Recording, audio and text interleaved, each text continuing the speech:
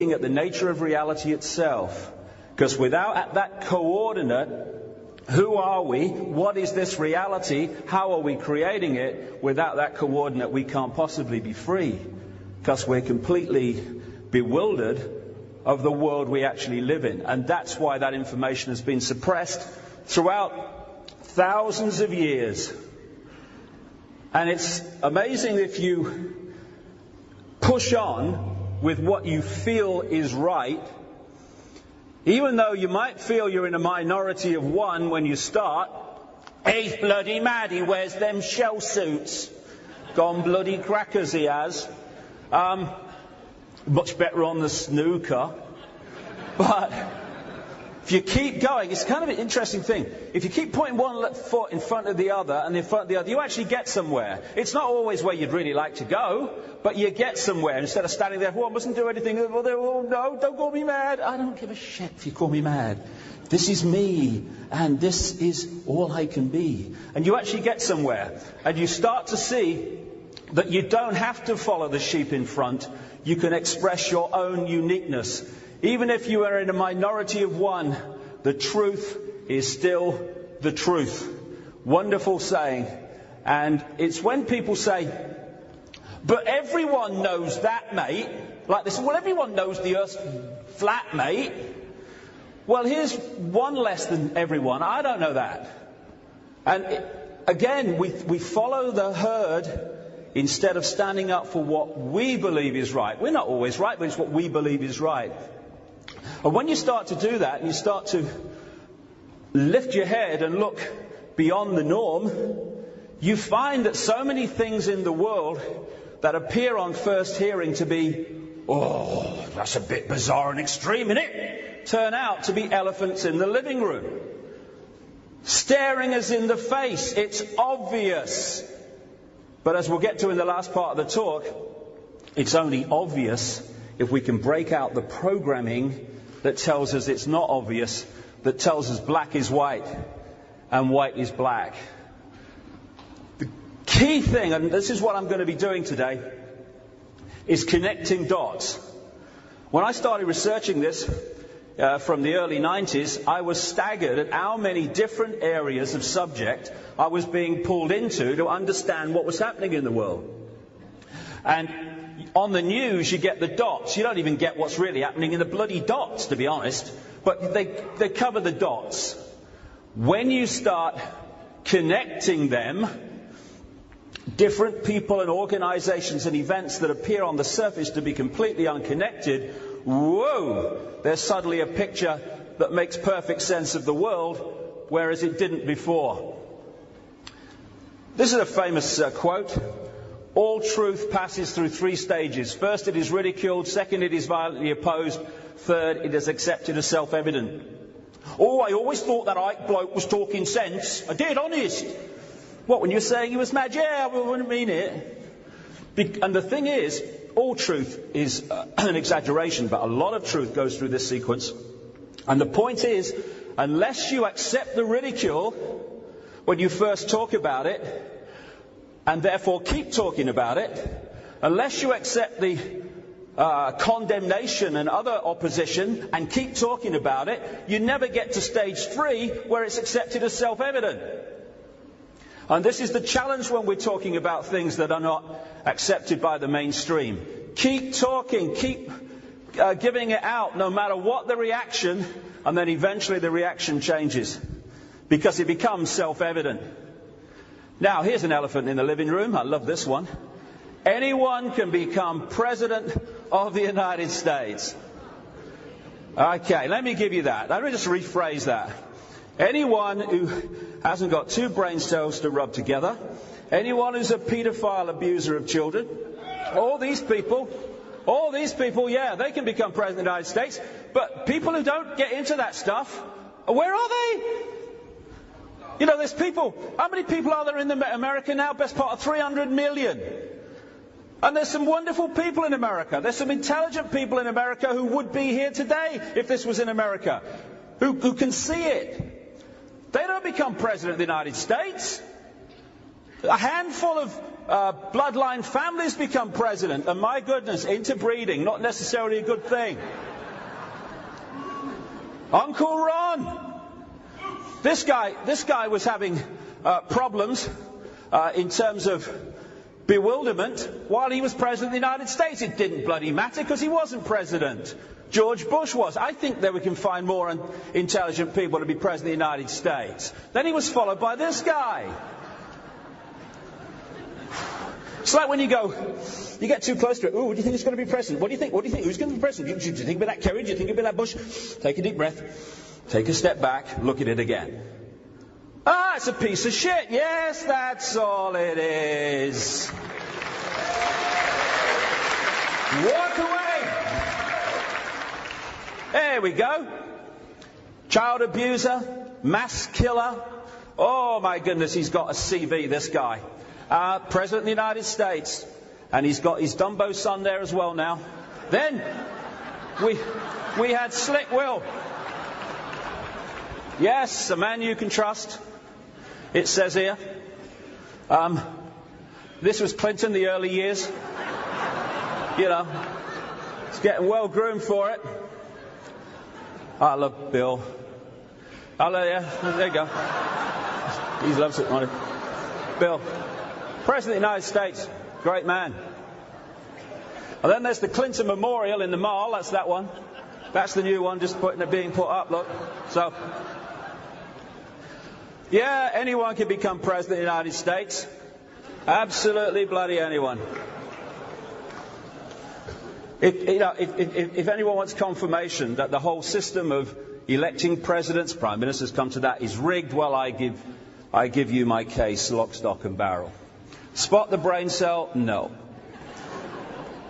This is prophecy. H.L. Mencken, 1880 to 1956. As democracy is perfected, the office of president represents more and more closely the inner soul of the people. On some great and glorious day, the plain folks of the land will reach their heart's desire at last, and the White House will be adorned by a downright moron. Now that is prophecy. Whoa. How can it happen? Because it's rigged. This man is president of the United States. They tell me it's the most powerful office in the world. I laugh when they tell me, but they tell me that's what it is. There we go. Why help never arrived? I can't hear you. I can't hear you. Line's gone dead. Love it. I've read, and I understand the world. Laugh. I thought I'd never start when he got elected. Didn't. Oh, I love this one. Notice that, look. Oh, you're taking a foreign language, little girl. Honestly. That's a great one. I know how hard it is to put food on your family. This guy's taking us to war. Families is where our nation finds hope, where wings take dream.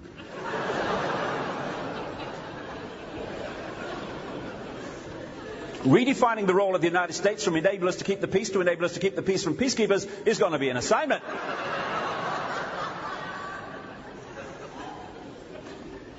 It's your money, you paid for it. The war on terror involves Saddam Hussein because of the nature of Saddam Hussein, the history of Saddam Hussein, and his willingness to terrorize himself. Sorry, I got Twitch going. Is our children learning? I love this one. My favourite.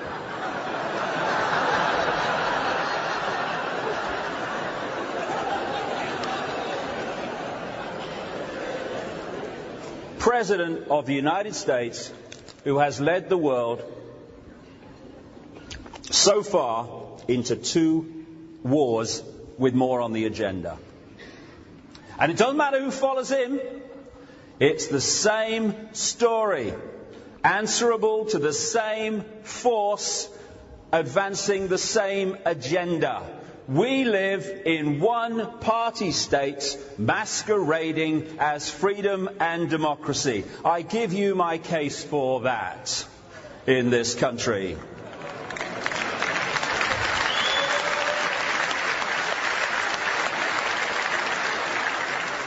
Yeah, I heard from a very, very good source, as they say in all the best places this week, very, very good, that he is definitely the chosen one, David Cameron, and that the health of Tony Blair is seriously worse than we're being told publicly. And he's being groomed to take over. And when he takes over, there will be no decipherable difference. The agenda goes on because these are puppets of the same force, whatever colour their rosette may say. And all the time, we are being fed the movie version of reality so that we buy what they want us to believe, or we buy what they want us to believe, so that we will see the world in the desired fashion. This is the latest clone human, apparently. They've been advancing it for some time. And while we stay in this state, he voted for Bush. I voted for Bush. I think he's a great man. Only two things are infinite, the universe and human stupidity, and I'm not sure about the former, Albert Einstein. But why is that? As we go through the day, particularly in the last section, which is the most important, as I say, because it deals with the real foundation from which all of this comes, we'll see that people can give a wonderful, wonderful impression of being stupid because they are programmed to see the world in that way. And when they deprogram, bingo, the stupidity goes with it. The prison with the barbars. This is the whole basis of how the few control the many, is to keep the many, A, in ignorance of what is going on, and in ignorance of who they are and the nature of life itself, so that they operate throughout their lives in a fraction of possibility in terms of their potential to perceive and potential to create. As Oscar Wilde said, most people are other people. Their thoughts are someone else's opinions, their lives a mimicry, their passions a quotation. And that is summed up by a friend of mine who calls people repeaters. And this is the foundation of how the few control the many. They get them to repeat and parrot the official version of life. Doctors, they are repeaters. They are repeating what they were told to believe at medical school. Teachers, there are some very honourable exceptions, but a lot of them, not least because of the pressure from the system, are repeaters. They go through school, they're very good at exams, so they qualify for teacher training college. There they get told how to teach children and all the curriculum and stuff, and then they come into the classroom and they repeat it to the children who, if they accept it, become repeaters of the same information. Journalists. Well, I haven't met one of them for a while, maybe one or two, but not too many. What I meet is reporters. And reporters is very close to repeaters, which is what they are. They are repeating the official version of events to the people to get them to believe it and then repeat it on so it becomes the accepted version of history. And when you don't repeat, when you refuse to repeat, when you want to speak your truth and see it your way, that's when you stand out. He's mad, he's dangerous. No, I'm not a repeater. And it's that mentality that creates the norms and the hive mind that allows the few to control the many. Putting in potentially infinite beings and turning out sausage machine people, programmed through repetition of a version of life that suits those in control. And it's kind of interesting, if you were sitting around a table and you said, right, now this is what we got to do, right? somehow we've got to take these children and we've got to turn them out as adults so that they see the world the way we want them to see it. Now, how do we do that? Well, the best way, I don't think they'd have it like, but the best way is to take the children from their parents, about 4, 5, something like that, put them in school, bring them through. So we've got control of what they're being told kind of 5 days a week, right the way through their childhood, right into their teens, and then they'll turn out as adults in the way that we want them to be. That is what ideally they would want, and that is what they have achieved. We call it the education system. It is the indoctrination system. It doesn't have to be, it's the way it is. And that's what's brilliant about so many young people here today, because you've come through this system, you've gone through this indoctrination, and you're still bloody here, and that's fantastic. And more people...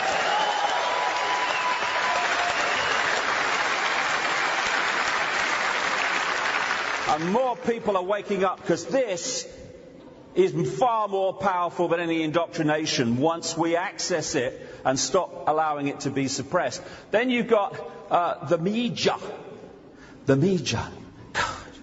All they are is repeaters, repeating the same thing all the time. And the greatest form of mind control is repetition.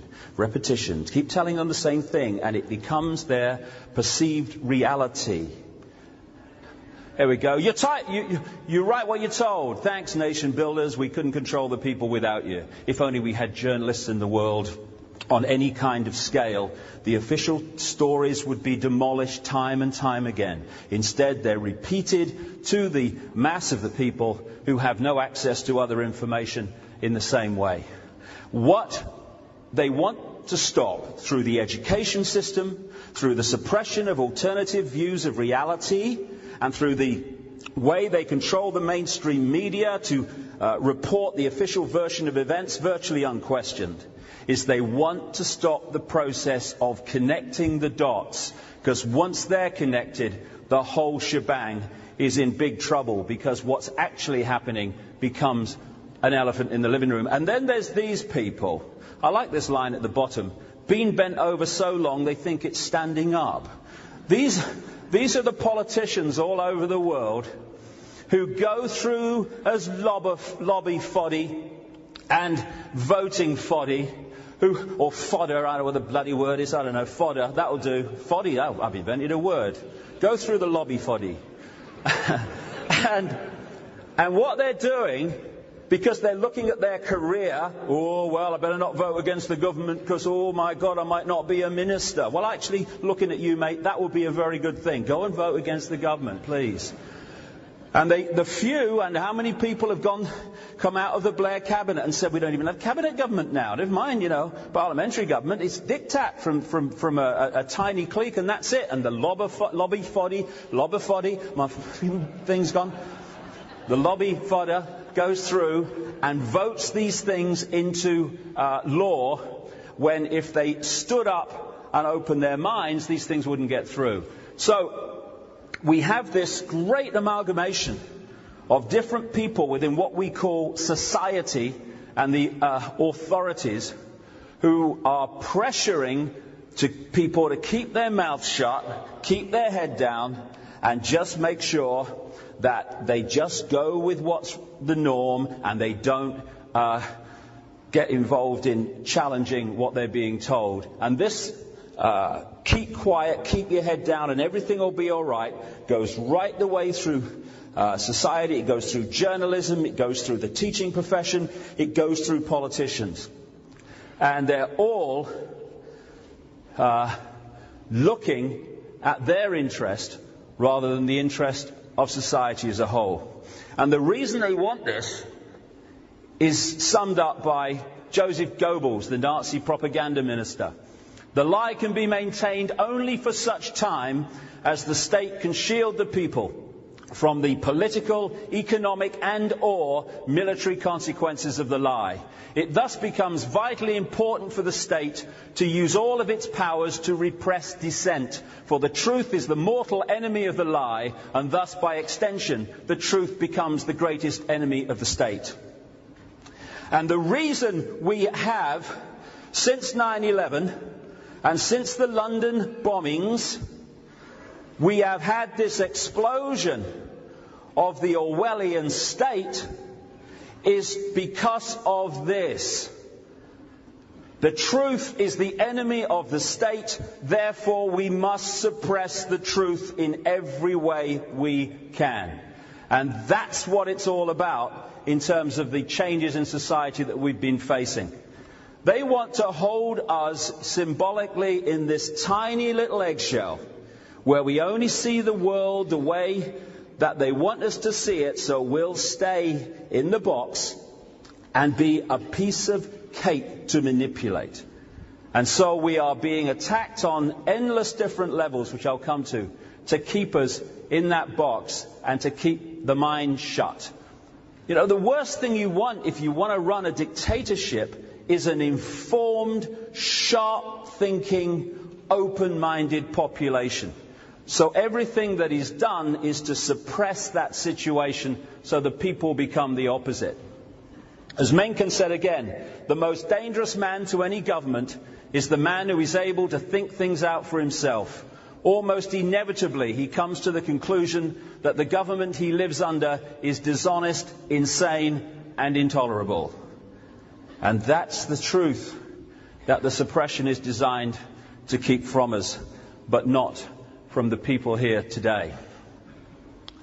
We live in a world where there's two stories running side by side. One, his job is to hide the other. There's the movie, as I call it.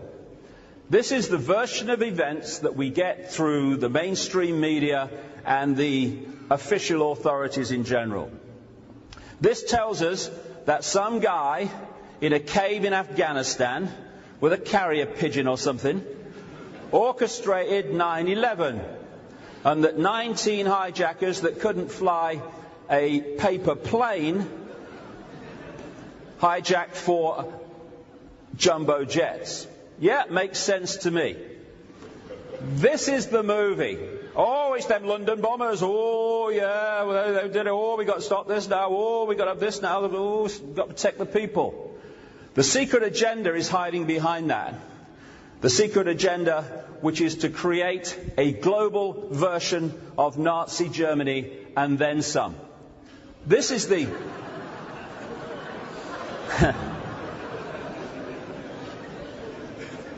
This is the official version. He's a man of God.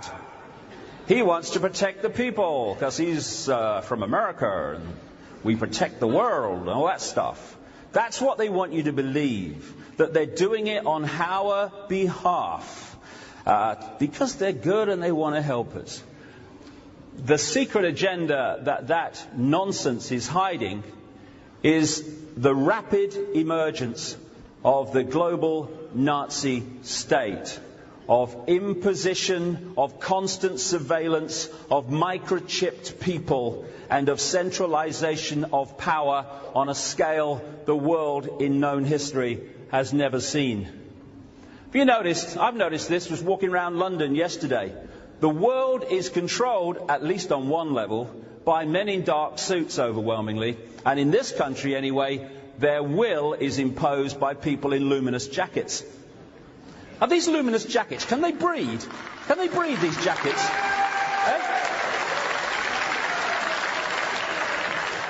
I'm seeing them everywhere, you know, they're like rabbits, these jackets. Everyone wants one. Authority, I'm from security. And? Yeah, and? What? Does that mean something?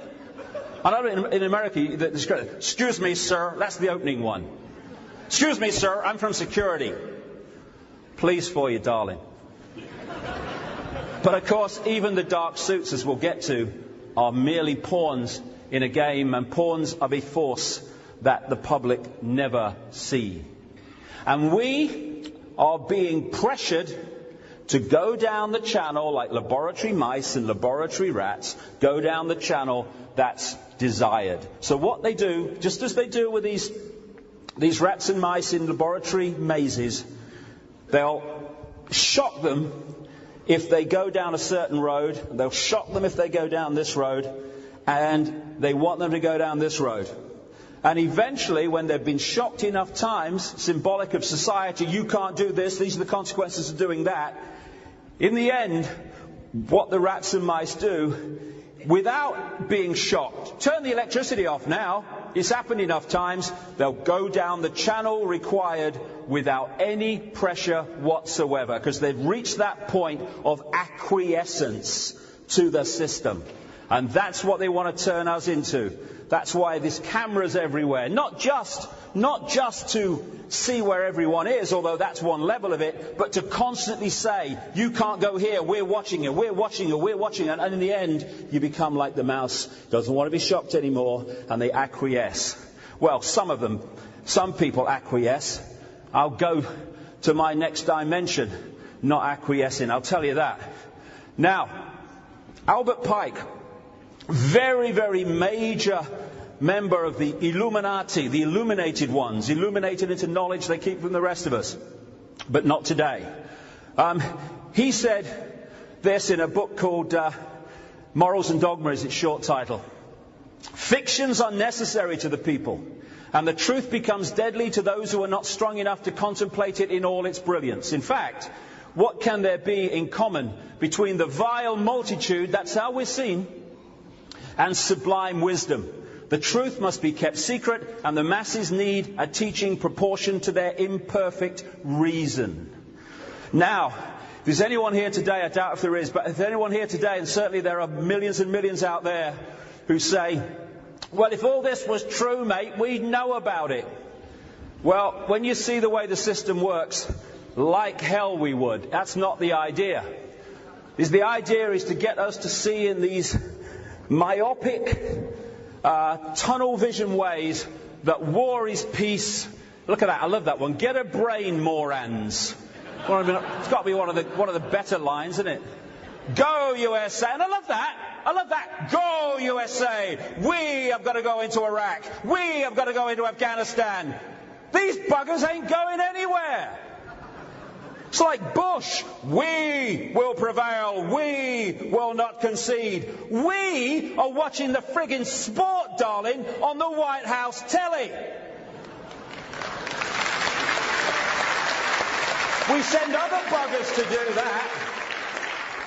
If Bush had been on the front line in Iraq when the first bullet was fired, he'd have been under a bed in Houston when the second bugger went off. And he's talking about we. No, we'll send other people to do that.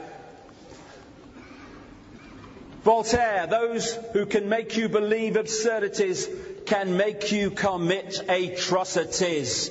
And we have.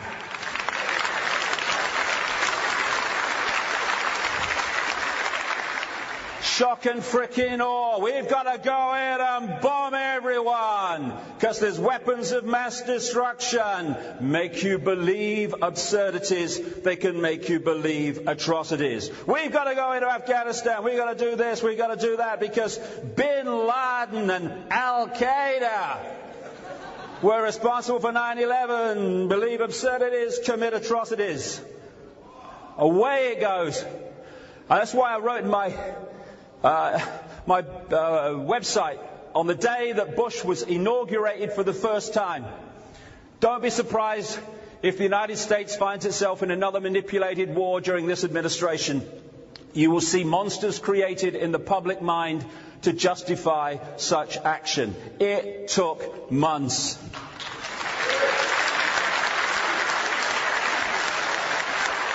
And all justified by this day, which after the first break I'm going to get into in some detail among many other things what's happening today. And in The Biggest Secret in 1998, I wrote, the plan is to engineer events, real and staged, that will create enormous fear in the countdown to 2012. Very important year to the Illuminati to get this whole Orwellian state in place. This includes a plan to start a third world war, either by stimulating the Muslim world into a holy war against the West or by using China to cause global conflict. Maybe both. Well, it is maybe both. It is maybe both because the China card is being prepared all the time. As Orwell said in 1984, that so prophetic book, which was not written from imagination. This man was heavily involved in politics, deeply involved in politics in this country. There's no way he was that accurate by accident.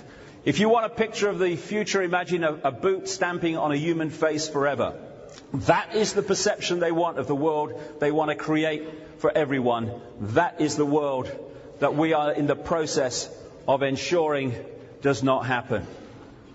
So, I saw this lovely picture. This little monkey. So what's it all about, Mum? I mean, what's it all about? What is it all about? We're born. We're in this world we don't really understand. We don't know where we've come from. We don't know where we're going. We don't know where we are, therefore, because all the coordinates to give us that understanding are denied us. So what's it all about? In this first section, I'm going to go through some of the history of this up to the present day, because by knowing where it's come from, it's get a much better fix on where it is and where we are. The 5 sense conspiracy. What I mean by that is that which we perceive with the 5 senses. The world we look around and see with this tiny, tiny frequency range we call human sight that can access an infinitesimal fraction of what exists in the space that we're occupying. And I'm going to break it up into 2 parts, but I'll tell you about that in a second. This is what the 5 sense conspiracy wants to create, and is in the process of trying to do so. A world government which would dictate all major policy to every country, which would have a world central bank dictating global finance, a world currency which would be no physical money, just electronic cash or electronic currency, a world army to impose the will of the world government on those countries that resist. I had a journalist ask me, I had a repeater ask me once, what would be the use of a world army? There'd be no one to fight. I thought, you're in the media, aren't you? How about the people that wish to live their lives in a different way to the centrally imposed dictatorship? Do you think they might have a role in that? I think they might. Microchip population, get all into this in detail this afternoon, and then superstates. We've got the European Union, they want an American Union, a Pacific Union, they've already got the African Union, and that's the basic structure that they want in the 5 sense reality. Then there's the interdimensional level to this. In the start of the last section, I'll get into this part. The interdimensional level, because, we perceive and are told to perceive that the only things that exist are within the tiny frequency range of human sight, which is so tiny. One writer said, quite rightly, humans are basically blind in terms of what we can see compared with what there is to see and perceive. I'll get into that this afternoon. And then there's what they call the matrix, the interdimensional world. And then there's the third part, which is the most important part, as I keep emphasizing, the last part of the day, which is it's all an illusion. We think this is a solid stage. We think we're looking at a solid world. Possible, impossible. And we think we're looking out here. You're out there. No. The only place this exists is in my head, and the only place I exist is in yours. That is the reality. And once you realize that, then all the dots start to connect. Because when we realize how we create reality and how we create reality, the society that is the way it's structured today makes absolutely perfect sense. Oh, it's incompetent. They're all rubbish. They're all incompetent and useless. No, from that level they are. From this level, it's genius, the way that we've been manipulated. I mean, these are illusions. That appears to be 3-dimensional. It's actually on the pavement. That's actually on the pavement. The brain being tricked by the way it's done to see it 3-dimensionally. I could say much more into all that later on. But what I want to start doing now is start at the beginning, number A, or letter A, and go through connecting the dots. And in this first section, I'm going to look at the occult conspiracy. And occult simply is a word meaning hidden. And my goodness me, it has been hidden. Hidden knowledge, hidden understanding. But if it's in the hands of the few and kept from the many, gives enormous power for the few to dictate and manipulate the many. And before I just start, I just want to say this. I'm not here to get anyone to believe anything. The last thing this world needs is another flipping bloke standing up saying, I've got all the answers, you must believe it, and that stuff. We've had enough of them. We've had enough of them. This is information. Take of it what you will, leave what doesn't feel right, and whatever. Because what you think of this is none of my business. It is your business and your reality, and you have a right to make of it whatever you will. So I'm not trying to persuade anyone. I'm just trying to say...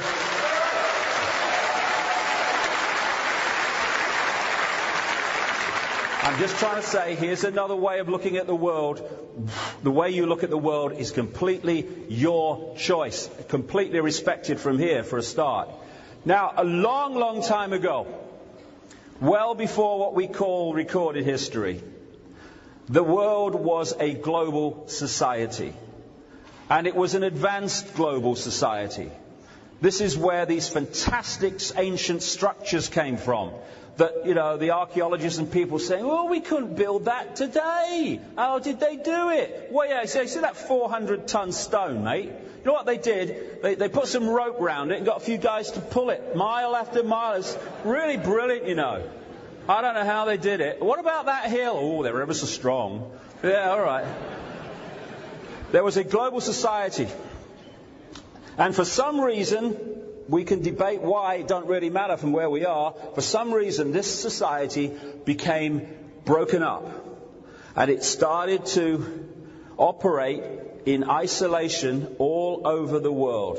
But when it started out, all these different parts of the world, which now started working in isolation rather than as one whole, they still started off with that original advanced knowledge that was global at the time.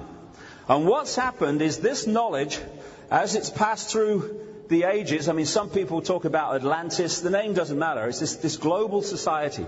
As it passed through history, it took its own way in these different societies, isolated from each other at that time. They gave different names to symbolize it. They used different methods of expressing it. But it was all the same knowledge. I'll give you an example of what I mean. This is one of the things that I'll be following through the day, which is because it's relevant to introduce now. What happened with this knowledge is it was passing through a society to start with, and then it started being hijacked by the few. More and more, this Illuminati network, as it emerged, who had this advanced knowledge and wanted to take it from the people so that they had power over the people, which is what it gives them, they started taking it out of circulation as best they could in society in general. One of the wonderful ways they did this was the Inquisition, where they used Christianity to go into all these ancient societies and Christianize them. And in doing so, they took the knowledge that was still available, they took it out of circulation, it had to go underground. And by taking it out of circulation and giving them a false version of reality, and then keeping that knowledge to themselves at the top level of these compartmentalized pyramids, they did a magnificent job in sucking this knowledge out of the people's society and just passing it on to the chosen few through the secret society network. And this pyramid, the compartmentalized pyramid, where the people at the top control all the pyramids below them, this is how the few control all areas of society. But I'll get into that big time this afternoon. Now, this is where I was going. This is a great friend of mine, Credo Mutwa. He's a very famous Zulu shaman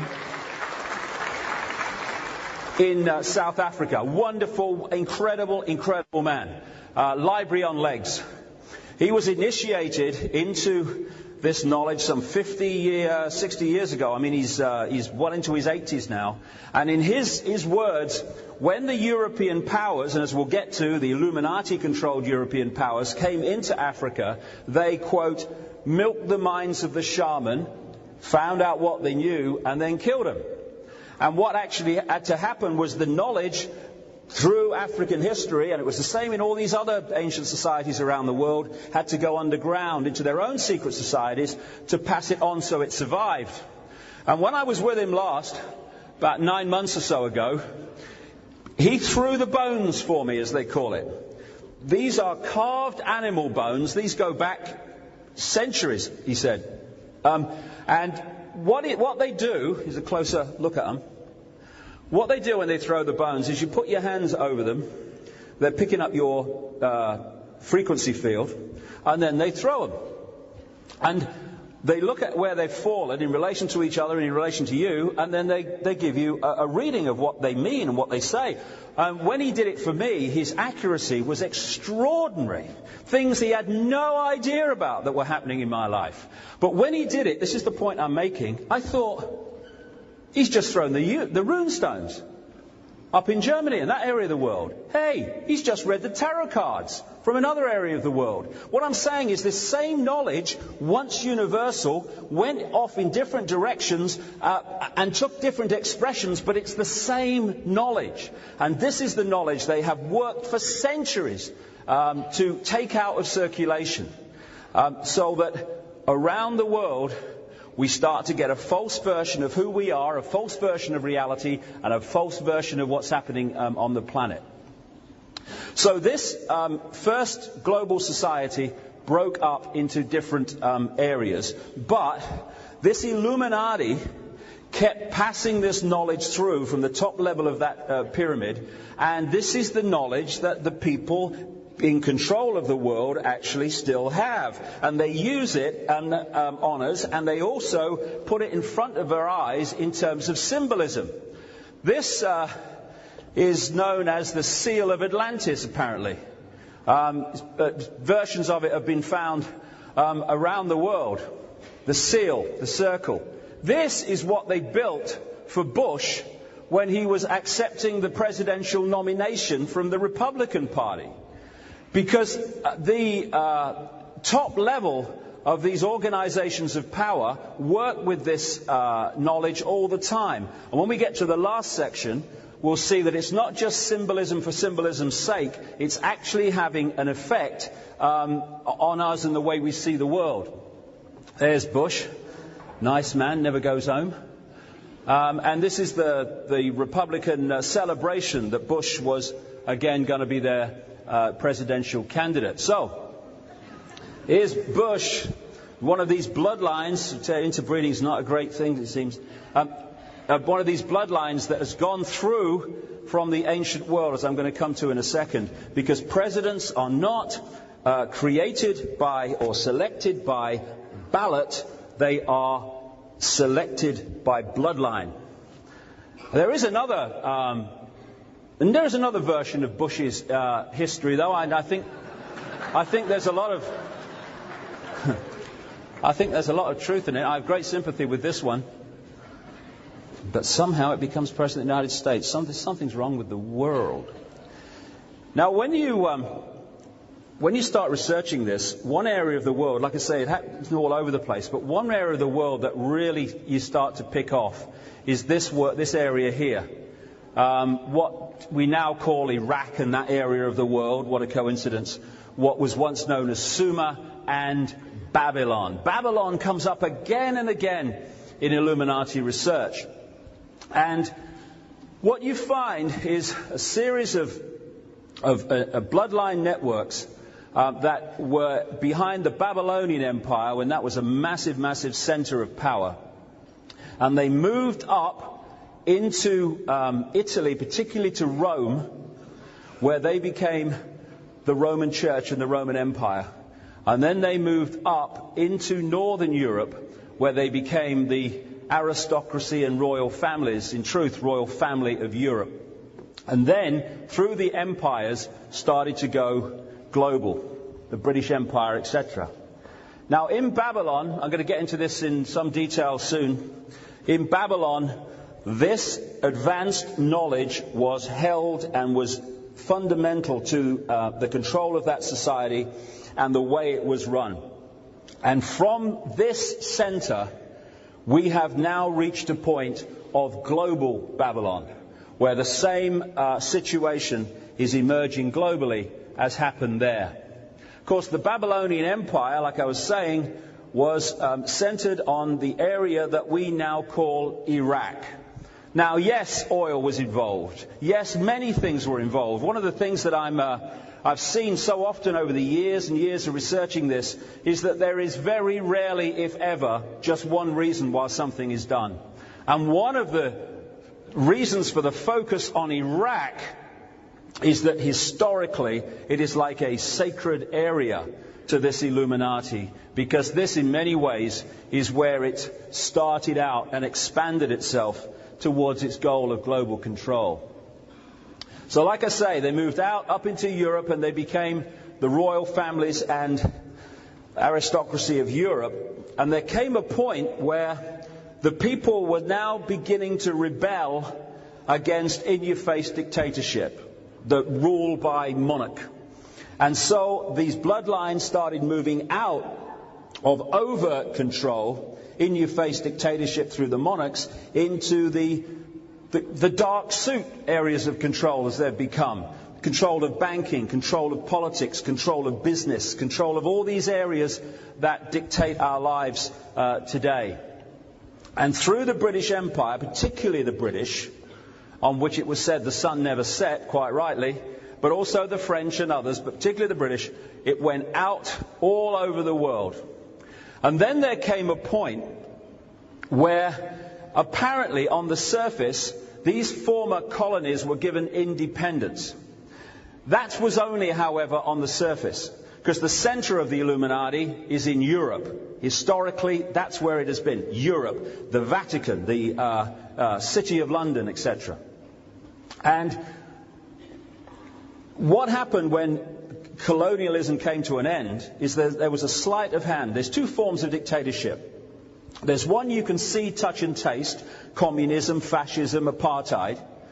At least the people in that situation know that they're under control and they can see who's controlling them, at least on one level. Eventually, the human desire for freedom is going to rebel against that because they know what they're dealing with. The greatest form of control is the control you can't see. The prison without the bars. Because you'll sit there in prison under control thinking you are free for your whole life. Because you don't think there's anything you need to do about it. And what happened when this colonial situation ended is the bloodlines were left out in those countries.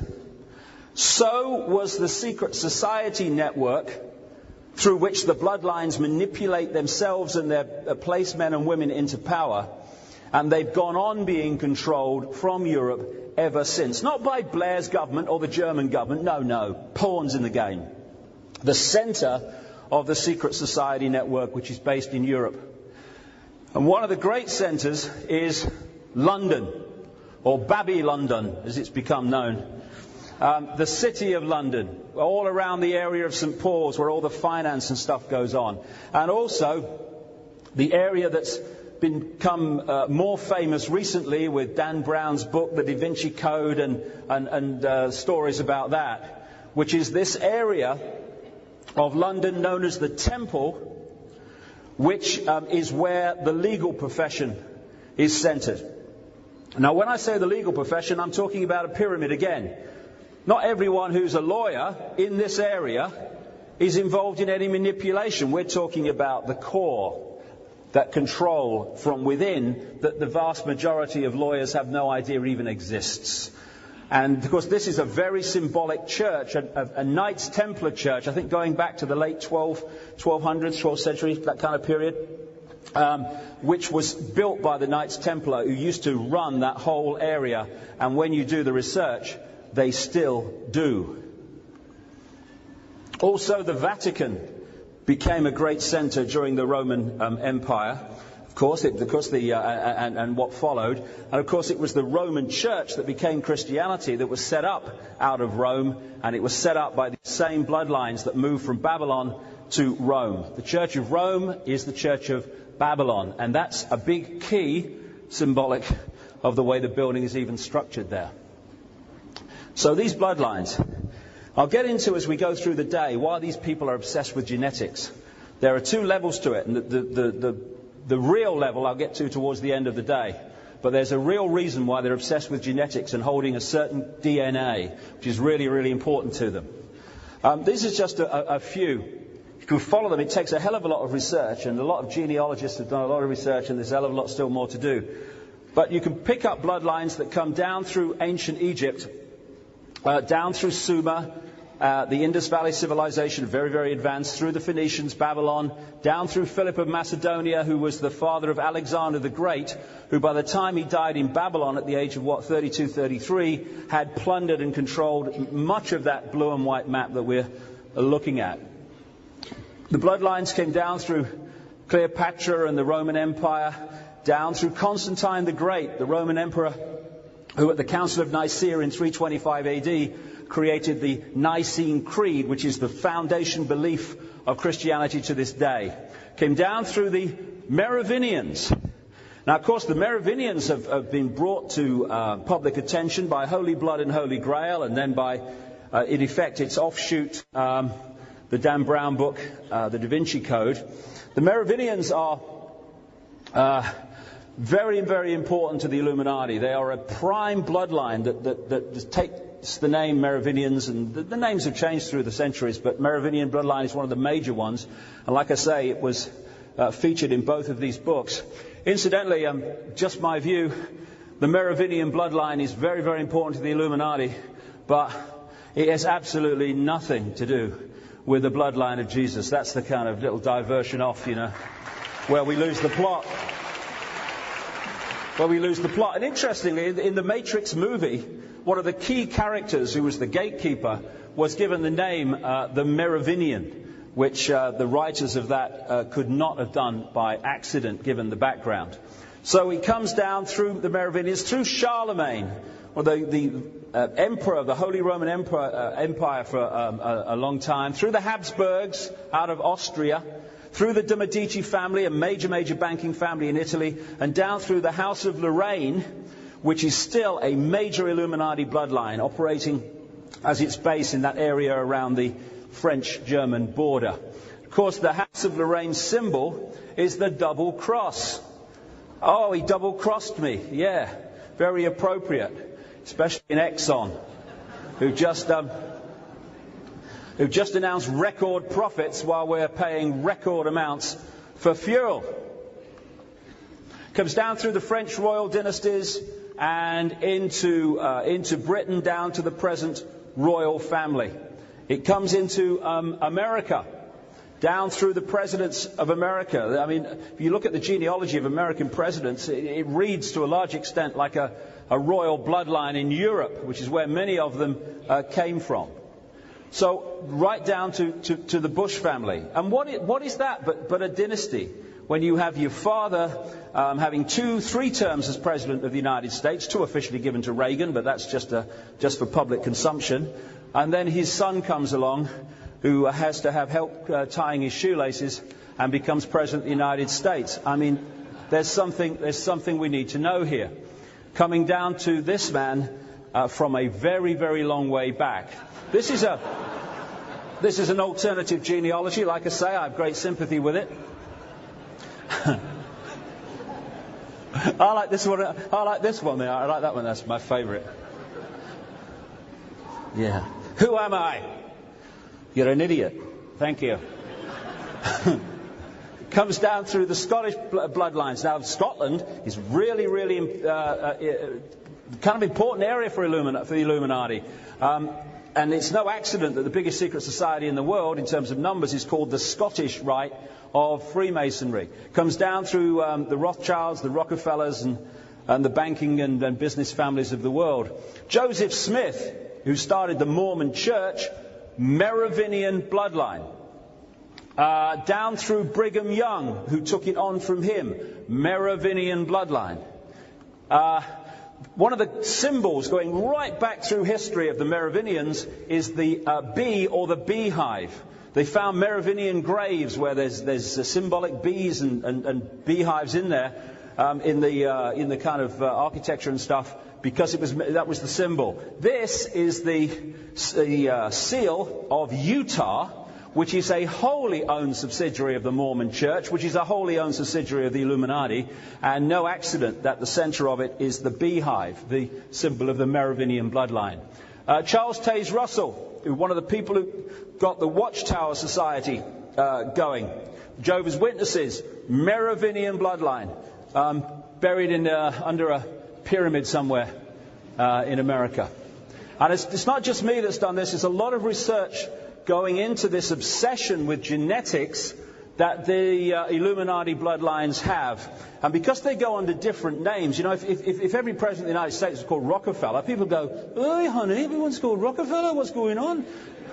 But they don't do something like that. They've got different names. It's the genetics that matter, not the name. It's the DNA, for reasons I'll come to as the day unfolds. Now, as these bloodlines went through history, they brought about their Illuminati empires of various kinds. They want a global empire now. Like I say, they moved up from this area of the world, Babylon, up into Europe. And one thing that they did was that they took with them their church, the Church of Babylon. And I'll come to this shortly. But when you look at the beliefs of Christianity and its symbolism, and the beliefs and symbolism of the Church of Babylon, they are the same. They just relocated. Better view, apparently. And then they went global with their empires more and more. And the idea is to have a global empire so that they dictate to everyone from a central point, through the prison without the bars, trying as much as possible to persuade people they're free so they won't rebel against the fact that they're not. And the way it works, you can symbolize it as a pyramid, or you can symbolize it as a spider's web. The spider is in the center. You don't see the spider. It doesn't put itself on public display. And the web is made up of secret societies, which at the top level, not the lower ones, who are just, again, fodder. God, fodder, I got it out this time. Fodder. At the top level, they interconnect. And for instance, people talk about something called the Bilderberg Group, which is starting to get a lot of publicity because it's a center of manipulation. The Bilderberg Group's nowhere near the spider. The real secretive groups, the ones with the real power that really operate in the shadows, they're the ones you find around the spider. And then eventually you start coming out until you meet organizations that people have heard of and interact with daily society. This is how it works. And down the spider's web comes the agenda, and it's introduced by people well away from the spider who probably don't even know the spider exists either. So if you can see someone like a Bush or a Blair, you can see them in daily life. They're nowhere near the center or the top of the Illuminati. And like I say, you can symbolize it like this. All the way through, they have been imposing this structure on society as they've got more and more power as they've passed through history. The few at the top, they have the real picture, the real knowledge, and everyone else is compartmentalized, only knowing as much as it takes to do their job. And these different organizations in society, at the level that we experience them, appear to be completely unconnected. But because it's like pyramids within pyramids, like Russian dolls, one doll inside a bigger doll inside a bigger doll, eventually they are encompassed by the global pyramid. And from that point, the same agenda is dictated through all these apparently here unconnected organizations. And this is how you find the same things being introduced in countries all over the world, sometimes even with the same wording. This is how we've had this situation where we've had the incessant centralization of power in all areas of our lives: media ownership, banking ownership, corporations, governments, with the European Union becoming a dictator to all the countries below it. Centralization of power for a simple reason. If you are the few and you want to control the many, you have to centralize decision making. The more diversity of decision making there is, the less control you're going to have over it. It's like having loads of plates spinning on sticks on a stage. If you've got too many, eventually they're going to start crashing. You want one big plate, one big stick, and you can control that from a central point, no problem. That's why we have seen this incessant centralization of power in the world, because every time it's happened, fewer have control over even more. This is the structure that they're moving towards. They want a situation, and they already have it up to a large level, they want a global completion of it, where this hidden hand is controlling, in our experience, apparently not only unconnected people and organizations, but people and organizations who are, in our perspective, at war with each other or in conflict with each other. Because this is the movie. This is the movie that we see. Oh, have you seen the news? They just invaded so-and-so now. Oh, yeah, that's the movie. And if we can just lift our minds to see that just because the leaders of that side and the leaders of that side seem to be in conflict, it doesn't necessarily mean they're not actually on the same side. Because they're not fighting the wars they create, they're fighting the wars that they create.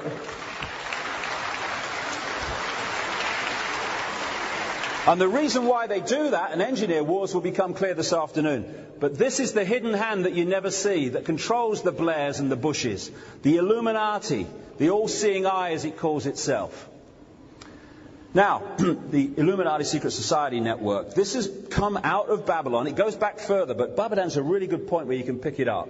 And it's traveled through history, getting bigger and bigger, carrying the knowledge of that global society, which was far more advanced than ever we perceive it could have been, carrying this structure of control through history, the same as the structure of control in the Freemasons, the different levels of degree where the people in the higher degrees know what the lower degrees don't know.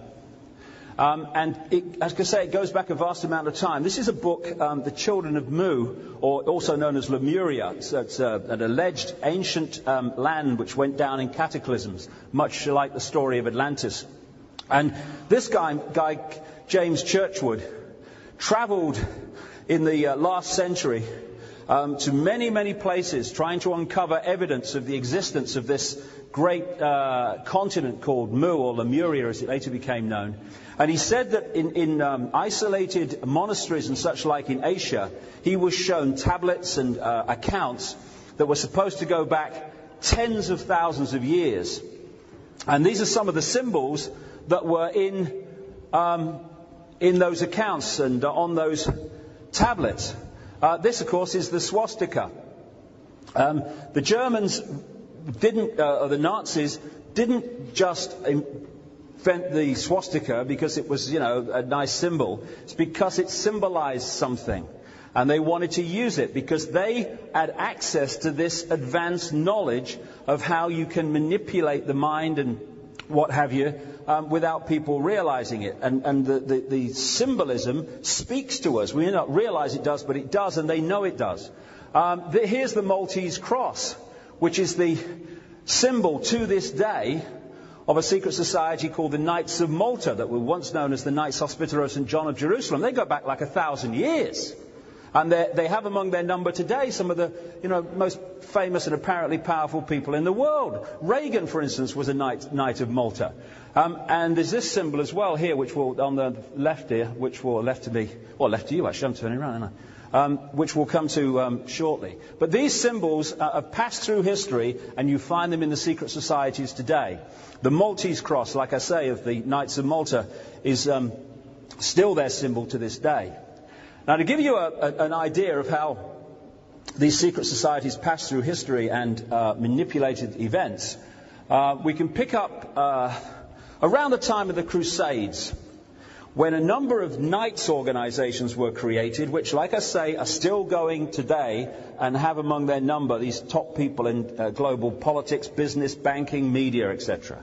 One of them was the Knights Templar, who still today are vastly, vastly influential in the City of London and further afield, but the City of London and so-called the area of the Temple, and that church, and the legal profession.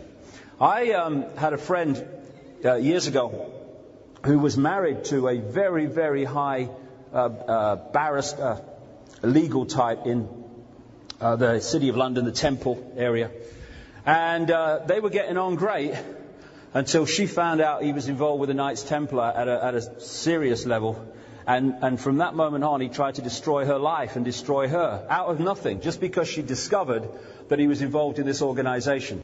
Very, very simple thing. If you're going to control the people on this 5 sense level, you need to control their access to money.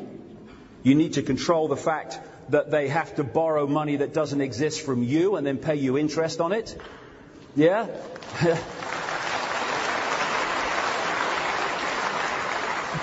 People go to a bank, they think they're borrowing money. I'm borrowing. Can I borrow £50,000? You say, "Oh, you want £50,000?" Is that all right? I said, "Shh, £50,000 on the screen. You going to move any money anywhere? Any precious metals?" No, it's done. You now pay us interest on this £50,000 until you pay it back. And if you don't pay it back, then we come and get your house that does exist because you haven't paid us back this. Okay, great. That's great. I love it. So you have to control. You have to control people's access to money, but also you have to control the law, which you then can impose and tie the people up in. So that's one of the major reasons they really want to control the law. And the law is very different to the way we're told it is. Anyway, another organisation, Knights organisation, which started out around the same time, was the Knights Hospitaller of St. John of Jerusalem, that became the Knights of Malta, and also a German-centred network called the Teutonic Knights. And they settled in Jerusalem around the time of the Crusades. The Knights Templar, which I'm going to follow through for a little couple of 3 minutes, they, as their cover story, said that they were set up to protect pilgrims going to Jerusalem. And they had 9 knights, so my God, they would protect a lot of pilgrims. It's a cover story. They went and parked themselves in Jerusalem, and they discovered something. And suddenly, I think it was 2 of them, came back to France, where they were based, and suddenly they started to expand massively, the Knights Templar. They were signing up the aristocratic and wealthy families of Europe, and you had to give them, wealth and land to join them and all that stuff. They found something of great significance, and suddenly the Knights Templar were a major, major organization. There's a Knights Templar on the left, the red cross on the white background, and that's a Hospitaller with the Maltese cross, Knights of Malta today, on the right. Of course, the red cross on the white background became the flag of England. Very appropriate. Knights Templar, England.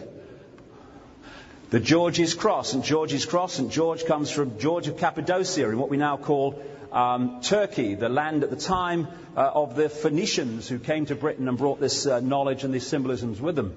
So, there came a time where, 1307, when the Templars had built a massive network in Europe, which became the basis of the modern banking system. They were charging interest on money that didn't exist, and all the stuff that goes on today just expanded. And Philip the Fair, the King of France, for various reasons, he wanted to get rid of the Templars. So he announced that they were going to be removed. I think it was Friday the 13th. That's why it's been considered unlucky ever since 1307. But some of the Templars knew this was happening, and they got away. Their Grand Master at the time was a guy called Jacques de Molay. And still today you have the Molay societies and stuff in America and various other places which these top politicians are members of. No accident.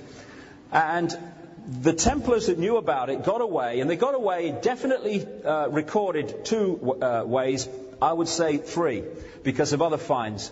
The third was to America, because they knew of America's existence long before Christopher Columbus got in his boat. And they went in 2 other directions.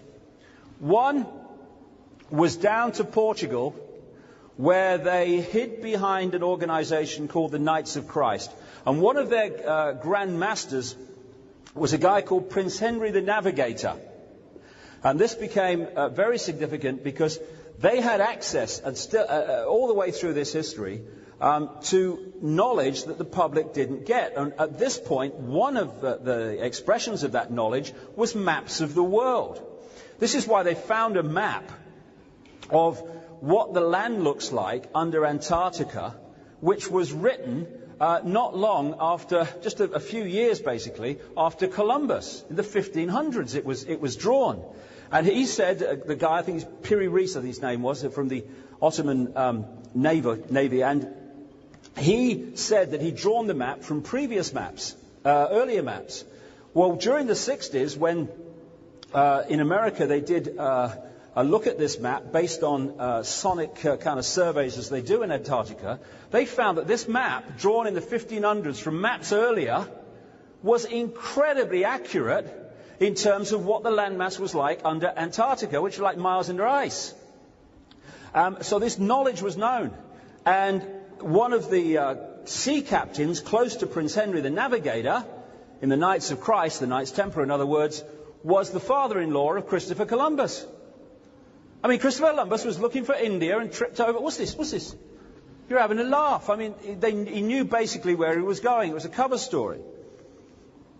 Another place they went was round the west coast of Scotland and into west coast of Ireland into Scotland, where these Templars that went that way settled in Scotland and around Rosslyn Chapel, Rosslyn Castle.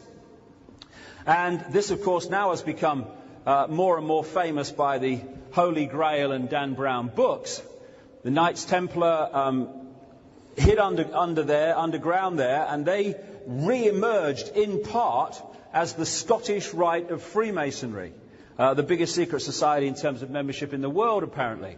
And in Rosslyn Chapel, which is not far from Edinburgh, they have in their stonework cactus plants and aloe plants and other depictions that at the time it was built were only existed in America, which has not been officially discovered.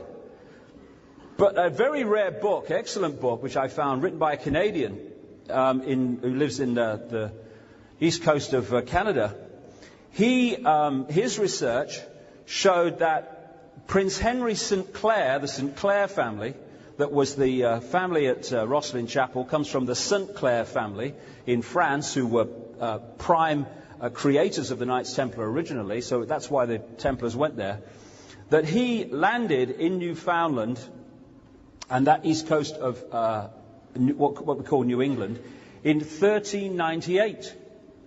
Best part of 100 years before Columbus discovered America. They knew it was there, and it was just part of the plan.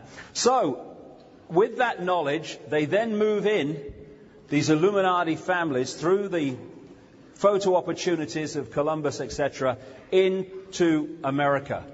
And just 4 or 5 years after he landed down here somewhere, Columbus, John Cabot, discovered North America. What a coincidence.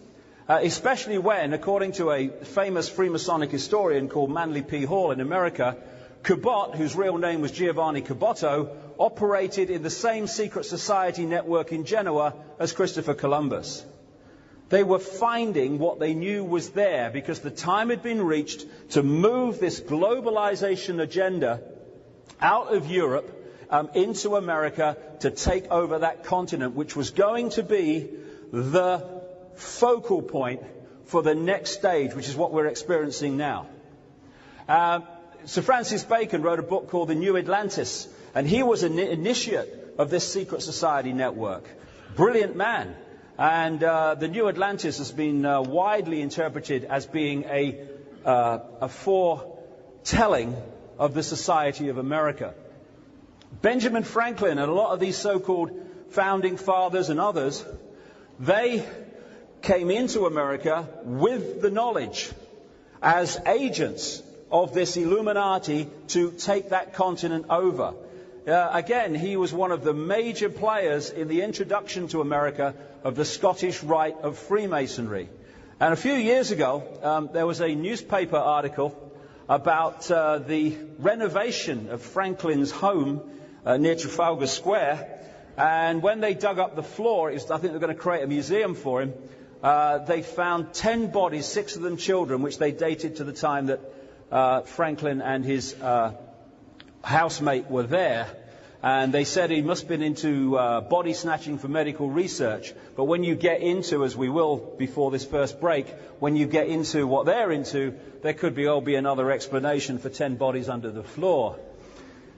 George Washington, another aristocratic bloodline who became the first president of the United States. The takeover was already underway from the start. He was a major, major Freemason. Do Freemasons do a lot of washing up? Is that... I don't know. Is that what they do? I don't know. They take themselves seriously. They look tossers to me. I don't know. Maybe it's just me. I don't know. Anyway, he was a major, major Freemason and an aristocratic bloodline. He became the first president of the United States. Stands back in amazement, can't believe it. This is how it works. This is his apron, and the sun there will... oh, you've got one like that, have you? And the sun will become clear soon. He was also apparently a Knight of the Garter. There's the Templar sign in the middle. Apparently, that's what I've read in various places, which of course is a major grouping of people around the British monarch. And he's supposed to be fighting the British monarch to give independence to America. Maybe I came in late and missed something. I don't know. And this is one of the holy grails in America of the Scottish rite of Freemasonry. It's a lodge, a temple, a series of temples actually, in Boston, where in New England they introduced the secret societies that were going to take America over. And funnily enough, I was speaking in Boston a few years ago, and we went in there, and there was a guy on the door, and we asked him if he did tours. He said, no, we don't do tours. He said, but go and see the office. Go in the office and ask them any questions you've got. He's just a doorman, like. So we walk up and walk in, and we walk up the stairs, can't see a bloody soul in this bloody Freemasonic bloody temple, this holy grail in America. So went up another couple of stairs and onto another level, still no bugger there, walked along the corridors, all these bloody things and paint and stuff, walked round, had a camera with us, good thing, and suddenly we walk into this bloody temple. It was like the Mary Celeste. So here we go, this is the first time I've been in a chair.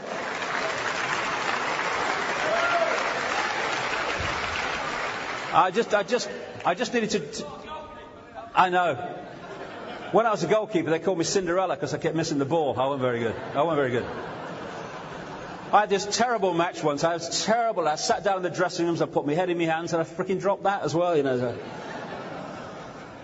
Went out, threw myself in front of a bus, went under me, you know, kind of thing. Old ones are the best. Anyway, the reason I tell you this story is that some of the pictures within this lodge were of people that are relevant to what we're talking about today. This is a picture taken inside, and it's of Franklin Delano Roosevelt, one of the great frontmen for the Illuminati in the 20th century, Honorary Grand Master, Order de Molay, Jacques de Molay, leader of the Templars at the time of the Purge in 1307. The more this day unfolds, the more the dots will connect, one after the other. These people are members of the same secret societies. That's how they get manipulated into power. So, Global Babylon. This secret society, bloodline connection, went through history, expanding its power to the point we have today. As we said, out of there, through into Europe, globally. And what they've taken with them and created on the way are apparently unconnected areas of society, but all of them designed for control. When you go back to Babylon, I'll get to this now. When you go back to Babylon and the religion of Babylon, you find that what we call Christianity is the religion of Babylon relocated to Rome, as I mentioned earlier. Judaism, the basis of Judaism was emerged and written after the captivity in Babylon. A lot of Islam accepts the Judaistic Christian story up to a point, Jesus and stuff. Banking, lending people money that doesn't exist and charging interest on it. They did that in Babylon. The government, centralization of power, top-down dictatorships of power, Babylon. secret societies. All these different secret societies with their black and white floors and their secret handshakes come from Babylon and other parts of the world, and so do what we call today satanic ritual. I mean, people have no problem with the fact that back then people used to get sacrificed and all this stuff in these grotesque rituals, and children used to get sacrificed, and young virgins used to get sacrificed. Oh yeah, I've read about it, mate. Terrible, wasn't it? I've just got to try to get across to people that it never stopped in terms of these bloodlines, and they still do it today. Now, if you can, in a ritual, sacrifice a terrified child, are you going to have any empathy with 3,000 people dying in 9/11, on 9/11, just to advance your agenda? You have no empathy. Therefore, you have no emotional consequences of your actions. Therefore, anything goes. That's what we're dealing with.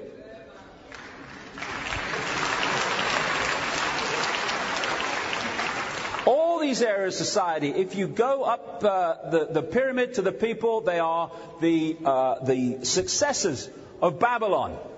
Secret language of illumination. Like I say, these bloodlines and their secret societies, they have a language of symbolism which has passed through the centuries and the thousands of years with them, and they still use it today. The various symbols of Freemasonry and all the other secret societies go back to Babylon. And by the way, that is where the necktie comes from the secret society rituals. I mean, oh, you're not properly dressed that day. You've got to have a tie on. Okay, I'll put a noose around my neck. Yeah, that's fine. There you go. That's where it came from.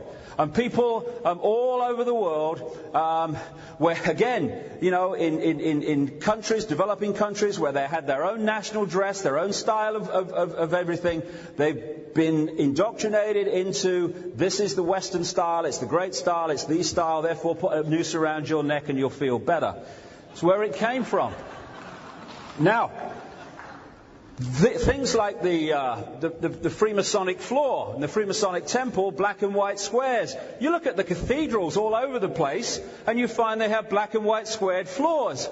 And one of the reasons for this is that they were built to the design and with the money of, largely, of the Knights Templar, who were behind the great cathedral building period.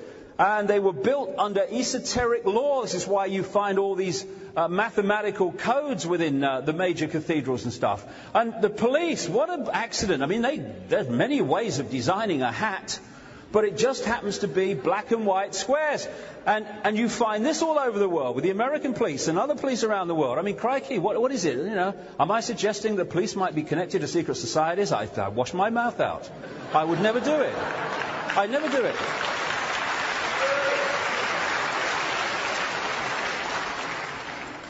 I've not worked out where the luminous frickin' jacket comes in. Oh, illuminated. Got it. Yeah, that's right. Illuminated. Now, this religion, which explains so much about society today in terms of its symbols and also organizations of religion and stuff that exist, is to understand the Babylonian Trinity. They had a trinity of 3 points of a almighty God, a father God, Nimrod, a female called Queen Semiramis, also known as Ishtar or Istar, apparently it was pronounced, and the son, the virgin-born son of Babylon, thousands of years before Christianity, was Tammuz. It goes under other names too. Well, I'll take Tammuz as the name to keep it simple. So, Nimrod, Queen Semiramis, and Tammuz are around us all the time today. This was Nimrod, or one of the symbolisms of Nimrod. He was the father god who married Semiramis and in all the Babylonian stories. And he, when he died, was said to have gone to the sun to become part of the sun and the sun god Baal. He was symbolized in a number of ways. The sun was a big symbol of Nimrod, and you find sun symbolism all the way through. This is the ancient Egyptian society. This is Sri Lanka, again, the sun.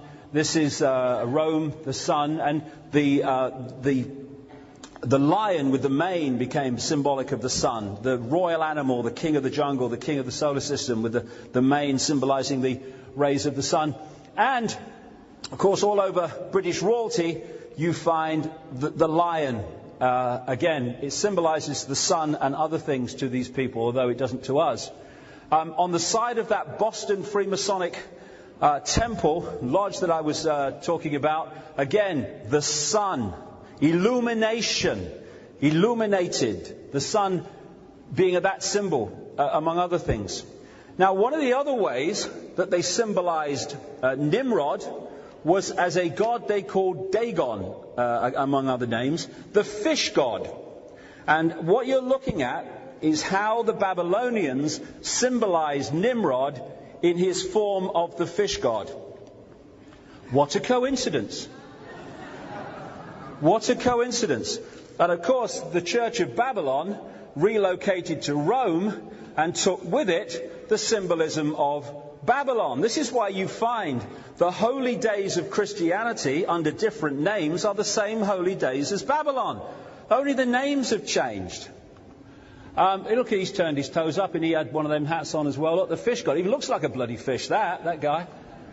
So we have Nimrod aircraft.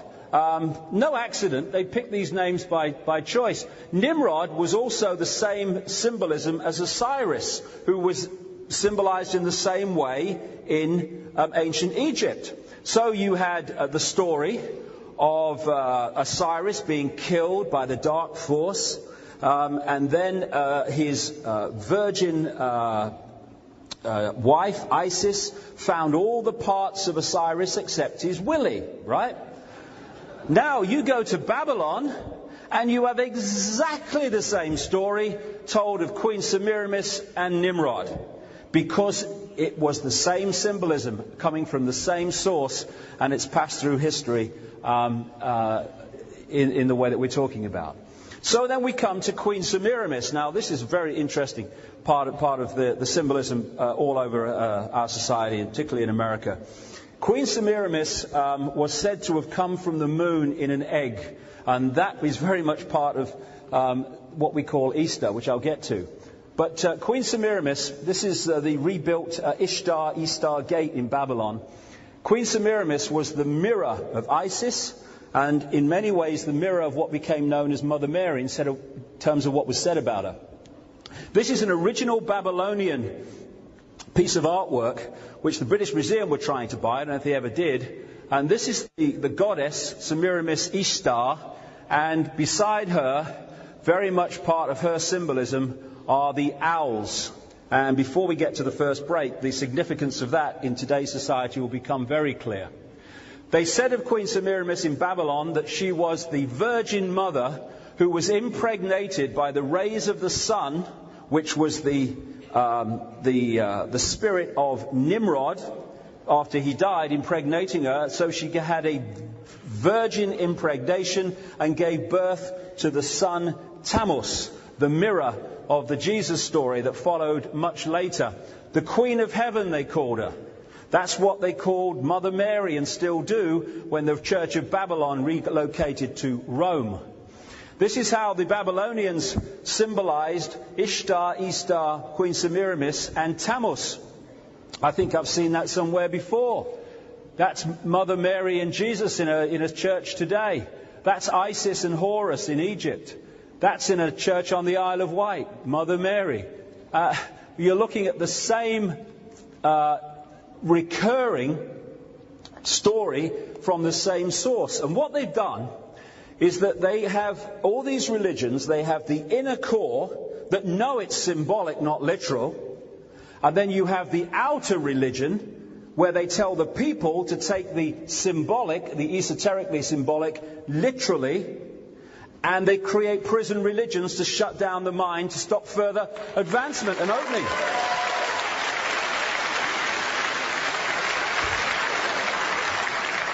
And this is the Black Madonna. This isn't just a little point to make as we go along. What the Illuminati do is they get involved, like Satanists, they're the same bloody thing in many ways. They reverse symbolize everything.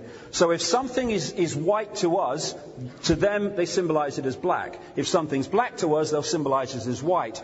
The classic satanic symbol is the pentagon.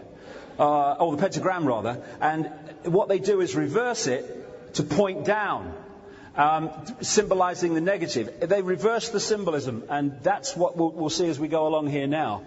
Now this is the Mother Lodge of Freemasonry in London. This is the point and the place from which Freemasonry was launched into the new Americas, into the colonies, through people like Benjamin Franklin. And what a staggering coincidence that they located this in Great Queen Street in London. What did they call Semiramis in Babylon? The Great Queen. Great Queen Street. So, when they give us a cover story that the state of Virginia was named after the Virgin Queen, Elizabeth I, well, first of all, Elizabeth I was no more a virgin than Madonna, so that's out of it. And secondly, Virginia, the Virgin Queen, Semiramis Ishtar from Babylon. This is how they symbolized Semiramis in Babylon. This is on an ancient coin. I think I've seen that somewhere before. Where could it be? The Statue of Liberty, reverse symbolism, the Statue of Symbolic Control, was given to New York by French Freemasons in Paris who knew what it symbolized. Semiramis and more, as I'll come to now. So, there we go. I think I've seen somewhere before. And that is the goddess of the French Republic. Because as the bloodlines came up out of Babylon, up through into Europe and what became France, they took the symbolism with them. Of course they did. And so the goddess of the French Republic was given the same Semiramis symbolism as the so-called goddess of America, Statue of Liberty. The goddess of the state of Columbia, the center of political control in America, again, Semiramis symbolism. Columbia, where did that come from? Well, where did Columbus come from? Because it wasn't his real name. Back in Babylon, they symbolized Queen Semiramis as a dove. And when they moved to Rome, they worshipped her under the name Venus Columba, Venus the dove. Apparently in French today, the word Columba, or words to that effect, I'm crap at foreign languages, means dove. So Christopher Columbus was the branch bearer of the dove across to the New World and the new frontier for the Illuminati. So we have the District of Columbia, the centre of government. We have British Columbia on the west of Canada. We have Columbia Pictures with that symbolism of the lady with a lighted torch. The lighted torch will become clear in a second. Well, it's clear enough, it's lighted, but you know what I mean. Columbia University, where a lot of people come through indoctrinated into the scam. CBS, Columbia Broadcasting, and that I will become very significant very shortly. This is from the note paper of the Supreme Council of Freemasonry in Britain. The dove, Columbia, Semiramis, Babylon. On these septics, or whatever the queen holds in her ceremonies and stuff, you find the Knights of Malta and the dove, Semiramis. I mean, do you know there's still people today, I don't believe it, people are that daft, that they still back out of the room so the Queen never sees their backs. They have to back out, I mean, what? I'm sure I saw the paper this morning and it was 2006. I'm sure it was. What's going on? Oh, Mom. Anyway, when Nimrod died, it was decreed in Babylon that he would be symbolized from then on as a flame or a lighted torch. The same when Tammuz, the sun, died. And incidentally, they said that Tammuz was the reincarnation of Nimrod through the virgin birth. Therefore, they said, father and son were one, which is where Christianity gets it from. There is Queen Semiramis in New York Harbor holding the flame of Nimrod. It's all Babylonian symbolism. And this is an island on the River Seine in Paris, just down from where Diana was killed. Again, a mirror image of the Statue of Liberty. Why? Because it's Semiramis coming up through France and through the empires across to America. This is the background. This is the hidden hand behind which the movie protects it from exposure. In Dealey Plaza, when they killed Kennedy, just over the back there off the grassy knoll, the Scottish Rite of Freemasonry put up an obelisk, again, big-time secret society symbolism, and on the top they put a lighted torch. We killed him, we're showing you, but you can't see it, can you? And when they buried him in Arlington Cemetery, they had the eternal flame, the lighted torch, the flame of Nimrod, the illuminated ones, on the grave. On top of the Pont d'Alma tunnel, where Diana died, where people go to take their tributes, is a massive and exact replica of the flame held by the Statue of Liberty. They also symbolized Nimrod in Babylon as a candle, a flame, which you find all across the religions and Satanism. So then we come to Tammuz. Tammuz and Jesus and Horus, who are like Nimrod and Osiris, Mary and Isis and all the rest of it. This is the difference between Horus and Jesus. Fantastic differences. Jesus was the light of the world. Horus was the light of the world. Jesus said he was the way, the truth, and the life. Horus said he was the truth, the life. Jesus was born in Bethlehem, the house of bread. Horus was born in Anu, the place of bread. Jesus was the good shepherd. Horus was the good shepherd. 7 fishers board a boat with Jesus. 7 people board a boat with Horus. Jesus was the lamb. Horus was the lamb. Jesus identified with the cross. Horus was identified with the cross. Jesus was baptized at 30. Horus was baptized at 30. Jesus was the child of a Virgin Mary. Horus was the child of the Virgin Isis. The birth of Jesus was marked by a star. The birth of Horus was marked by a star. Jesus was the child teacher in the temple. Horus was the same. Jesus had 12 disciples. Horus had 12 followers. Jesus was the morning star. Horus was the morning star. Do you think by any chance they might be connected?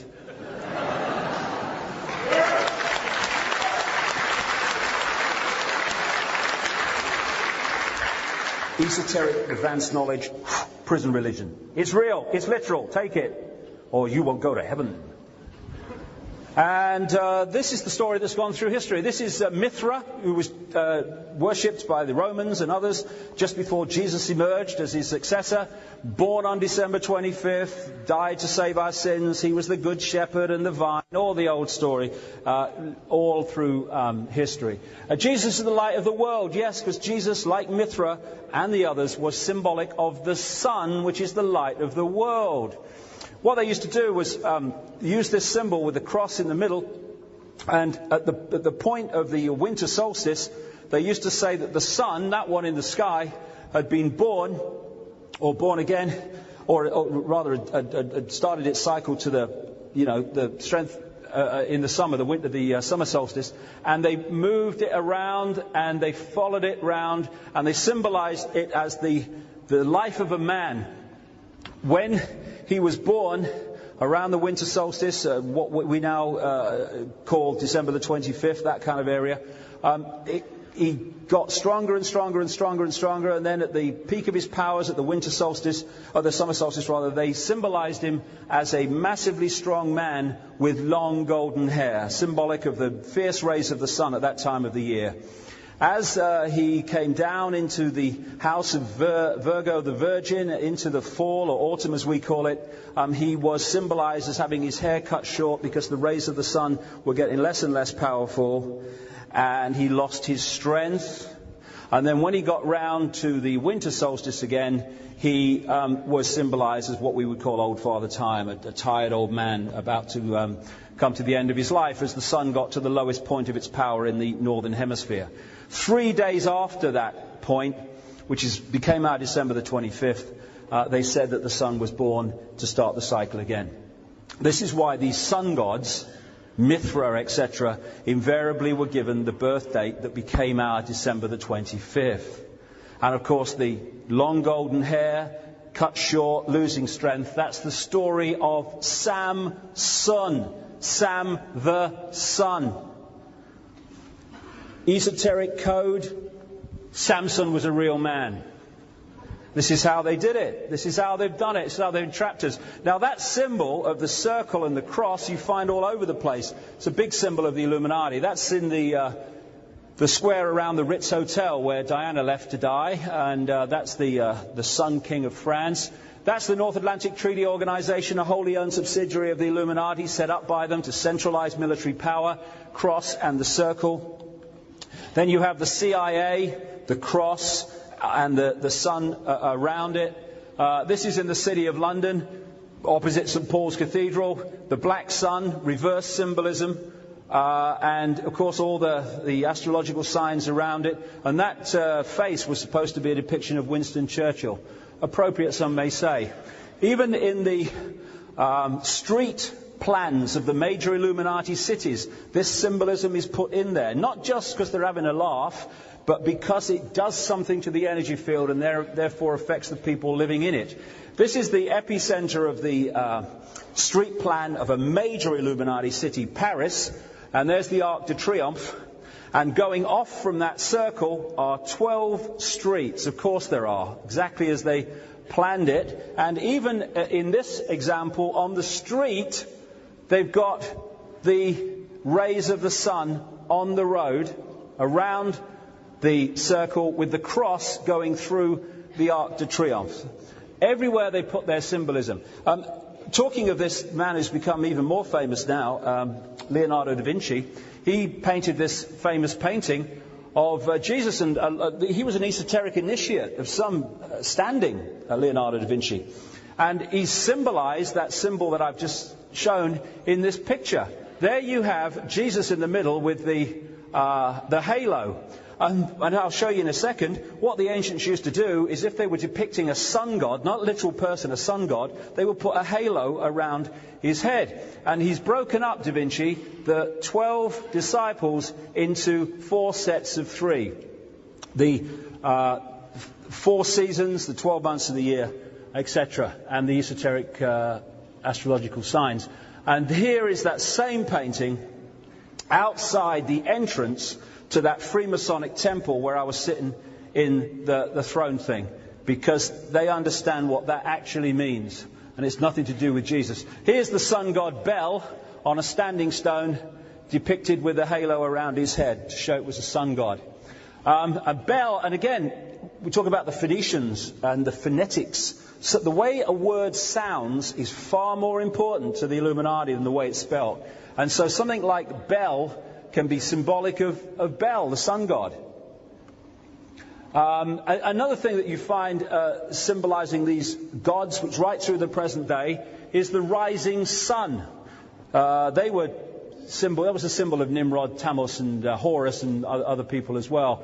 Christ has risen. Yeah, like the sun rises every morning. This is where this stuff comes from, I would suggest. The phoenix, an emblem of the rising sun. The house of the rising sun is something you come across a lot. And it's all depicting the same basic theme. Now, George Washington, this high Freemason and aristocratic bloodline, had a famous sun chair, which was the sun coming up over the horizon. Horus and Tammuz, and this recurring theme, this deity. In that temple in Boston, the rising sun. The rising sun you find on many seals of states in the United States. Illinois is not famous for its sun, but there's the rising sun again. It means something to the secret society initiates who put it together. Now, this is Downing Street. I didn't realize until I saw this blown up picture that Downing Street actually has the rays of the sun. I thought it was just that. But it's the rays of the sun, symbolic of this recurring secret society theme. We own the place, we're showing you can't see it. Now, what a coincidence that on the Illuminati-owned NBC network in America, there you have the same thing. Because they own the media so that they can feed us the false reality, which makes us, as I'll get to at the end of the talk, create a false experience. This is the Mormon Church, wholly owned subsidiary, again, as I said, of the Illuminati, and you find the rising sun all over its symbolism, in its temples. The Jesuits, the rising sun, this massively important strand within the Illuminati and connected to the Roman Church. Why all the sun all the time? Illumination. And one of the most famous strands of the Illuminati was known as the Bavarian Illuminati, which was created, at least on the face of it, by a guy called Adam Weishaupt, who was educated as a Jesuit, an organization started by Ignatius Loyola there, and they used to call themselves the Illuminated Ones. And it seems to be quite a thing, because Clinton was educated in a Jesuit setting. So was Mugabe. So was Pierre Trudeau, a horrendous Satanist and abuser of people. William Bennett, ditto. In America, William Casey, head of the CIA, John Kerry, who went against a fellow secret society initiate at the last election, Bush, all brought up in this Jesuit background. It's a really, really important strand in the Illuminati. And what I'm talking about in this first section, to sum up this... what do they call them? I was going to say LP. They don't have them now. CD, whatever it is. The Rolling Stones. They are bridges to Babylon. This is where this network came from, and it's expanding itself globally. And that's what the hidden agenda is going on. Something like Christmas. That goes back to Babylon. I won't go into it too much now, because I want much to get to. But that comes out of Babylon and their symbolism. And, of course, Santa is an anagram of Satan, somehow. One of the things they used to do, they said that... Nimrod was symbolized when he died as a dead tree trunk the night before what we call Christmas, and the next day he'd grown into a massive evergreen tree, and they just put gifts on them. The Yule log, child log, goes back to Babylon. Ishtar said that she came to earth in an egg. That's why we have the Easter egg. They used to have the same ceremony. Tammuz was said to be a great lover of rabbits. That's where we get the Easter bunny from. Our whole society is based on this stuff. They used to have things like cross buns. Tammuz was said to have been killed by a wild pig. Therefore, they symbolized his death every year by eating pig. That's where we get the Easter ham from. In America, it's used more. The period of Lent, a mirror of what happened in Babylon in relation to Tammuz. Everywhere you see this recurring theme. Then there's these secret codes all around us. The skull and bones. The skull and bones, the Templars were accused of having skull and bones in their ceremonies when they were attacked and apparently removed, but not quite so, in 1307 when Philip the Fair did his stuff. And because of this Illuminati skull and bones symbolism, we have the most famous secret society in America called the Skull and Bones Society. I've been here. It's a horrible bloody place opposite Yale University. And who are initiates of the Skull and Bones Society? Father George Bush, who produced Boy George Bush. At the last election, at any time, there are a few hundred Skull and Bones members alive. In America, like I said, there's the best part of 300 million people. At the last election, statistically, what's the chances? We had 2 initiates of the Skull and Bones Society contesting the presidential election. Why? Because it was fixed to happen that way. And when Bush was asked by one television journalist only about the Skull and Bones Society, he said on camera, it's too secret to talk about. And I'm not kidding. And the interviewer then went on to the next question. I'm like, excuse me, what do you mean it's too secret to talk about? You're the president. You want to be the president? Oh no, and how are the kids? What? That's how it goes. There you go, that's a lovely one. Vote for us, you mean me? Yeah. They're just different aspects of the same thing. Same here, look. What we got here? Same. This is an Illuminati symbol, goes way back into the ancient world.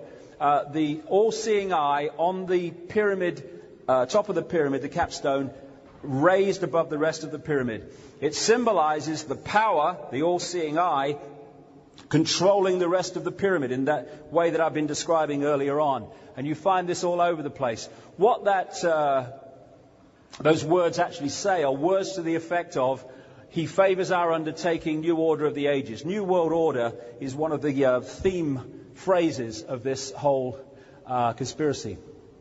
You'll see it in advertisements in Illuminati families and companies and stuff like that. And when the Pentagon, only recently, decided they were going to have an awareness office to feed even more disinformation into the public, this is the symbol they chose for that information awareness office. Exactly from the drawing board of the Illuminati. British intelligence, just down the bloody road from here, isn't it, somewhere? I'm not sure about the intelligence bit, but there we go. MI5, Military Intelligence 5. There's the eye on the top of the pyramid, and those fleur-de-lis in the crown, by the way, the fleur-de-lis is an ancient symbol of the Merovingian bloodline. The secret societies interconnect with the intelligence agencies as part of the web, and that's why they provide the evidence to go to wars that the Illuminati want to fight, and then we find it wasn't evidence at all. There you go, pyramid with a capstone missing, MI6. This is Dealey Plaza, where they killed Kennedy. Again, the street plan is a pyramid with a capstone missing. And this was an important area right from the start in Dallas. It was the site of the first Freemasonic temple in Dallas. That river, just at the top there, is called the Trinity River. Again, Trinity, Semiramis, Nimrod, Tammuz. CBS, Columbia Broadcasting, eye on the screen all the time. The all-seeing eye. That's Mormon temple, all-seeing eye.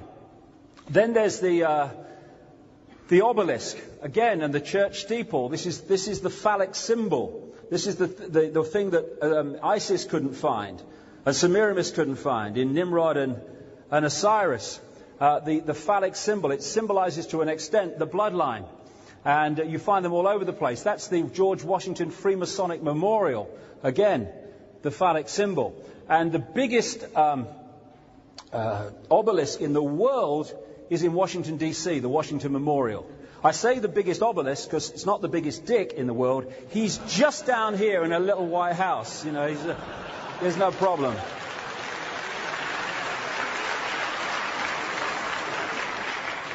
So, as I'll get into this afternoon, just because two people are fighting each other doesn't mean that they're not being controlled by the same force.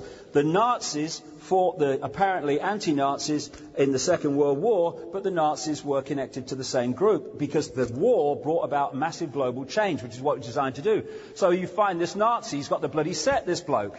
There's the Knights of Malta symbol, there's the skull and bones, there's the swastika, and there's the eagle, which replaced in the symbolism the phoenix as Illuminati symbolism in things like places like America. And also, symbolism means something. When I talked about the law being controlled and not being as we thought it was, just quickly, when I first went to America, I kept seeing these flags in federal buildings and court buildings, and they had bloody gold fringes around them. And I'm thinking, what the sodding hell is this about? The flag doesn't have a gold fringe about. And then I realized later what it meant. What they've done is years and years ago, they had something, which is still going today, called the International Law of the Flags. And what that said, this was the time when there was a lot of trading in ships and stuff.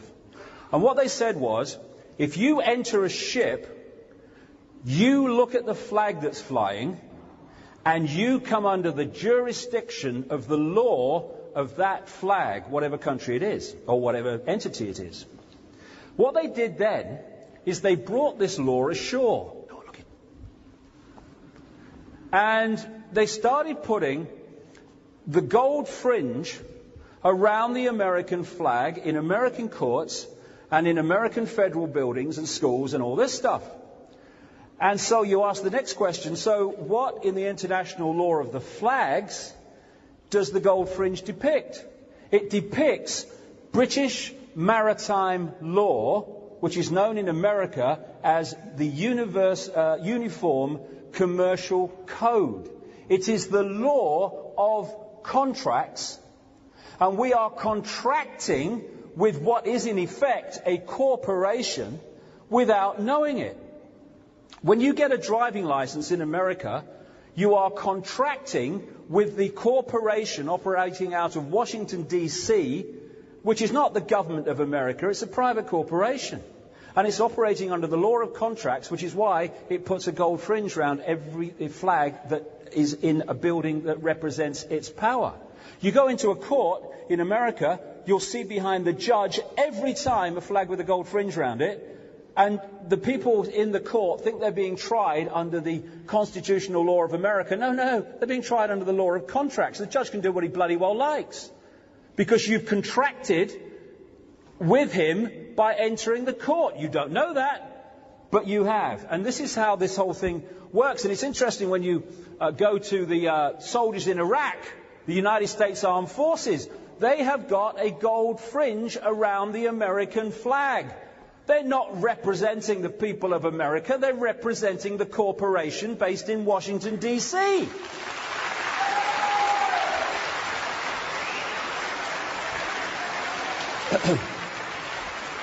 Not only that, reverse symbolism. They put the stars on the other side of the flag.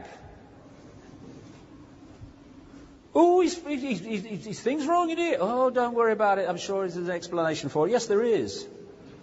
I'm going to have a break now very shortly, but I want to whip through this before we get to the present day and really kind of go with what's happening now. But at the entrance to the Mother Lodge of Freemasonry in London, you have the reverse pentagram pointing in. And this is something you find in the streets of many cities, not by accident. Again, we keep coming to the Mormon Church. The Mormon Church, and I say this, that the vast majority of Mormons compartmentalize pyramids, keep them in the shit and feed them bullshit, or keep them in the dark and feed them bullshit. Most Mormons, while I disagree with their religion, have not a clue what the Mormon Church is really about. What it is a satanic ritual cult at the core. Beyond the knowledge of the vast majority in it. And this is why you find these classic symbols all over the Mormon Church.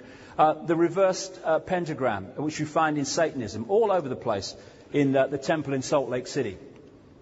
This is the street plan of Washington, D.C. This is the White House, and this is the Capitol Hill building. And the roads going off create a pentagram, a reverse pentagram. Another way that they symbolize the negative is to take a balanced symbol and then distort it to make imbalance. Imbalance is what they want.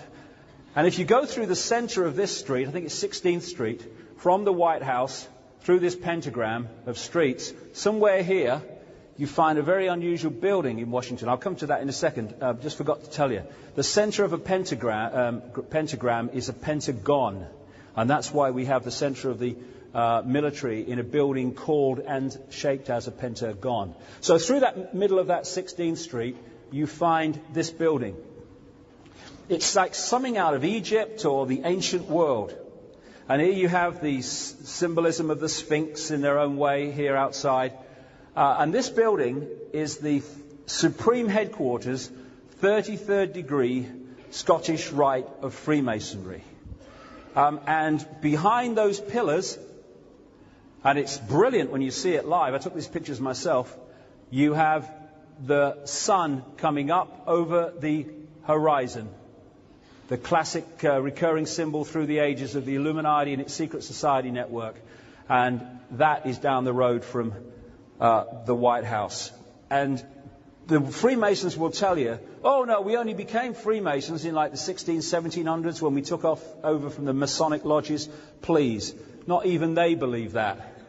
This is a picture from that inside that Boston Freemasonic temple, and they show that they take their history right back to the ancient world, right through to the present day. As it says underneath, friend to friend from centuries past through centuries to come.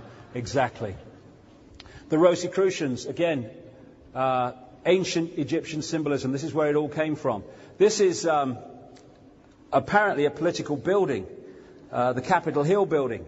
In fact, it is a temple to a secret society network. It's not a political building at all. And it's based on this place, St. Paul's Cathedral, in the centre of, in so many ways, a major epicenter of the global manipulation, the City of London.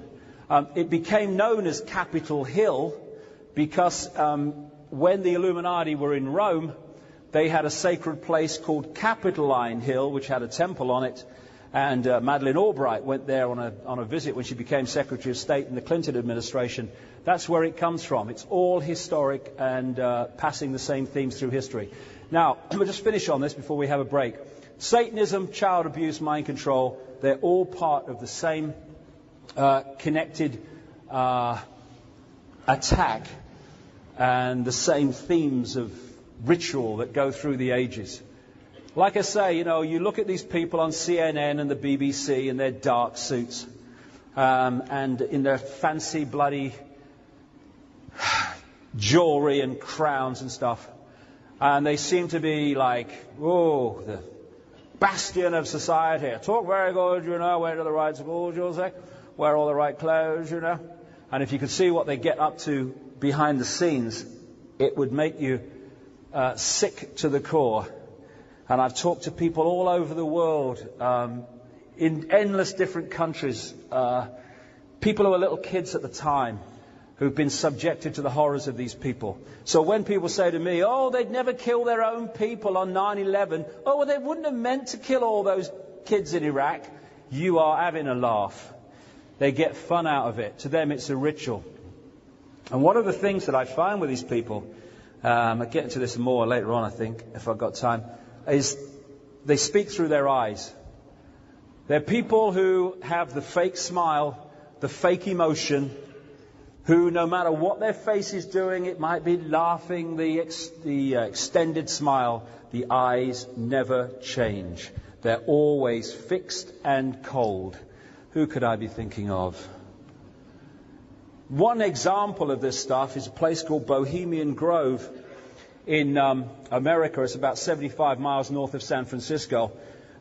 This is where the so-called elite go every year. Usually it's in like July time to have 10 days, having a rest from the cares of the world.